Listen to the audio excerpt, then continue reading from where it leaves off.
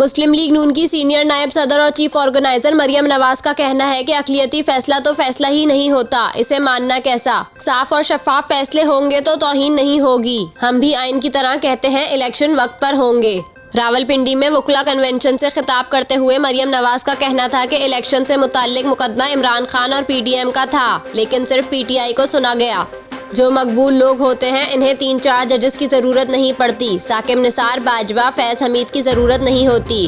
हम पूरी तरह तैयार हैं, इंतखाबात अपने वक्त पर होने चाहिए।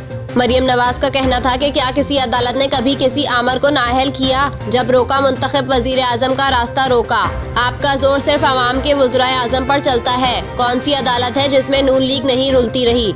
गलत सजाएं काटी लेकिन कानून के सामने पेश होकर मिसाल कायम की। ये वही करते हैं जिनका दामन साफ होता है। चेयरमैन PTI को निशाना बनाते हुए मरियम नवाज का कहना था कि कुछ ऐसे बुज़दिल भी हैं अदालती हुक्मनामे पर नहीं निकलते।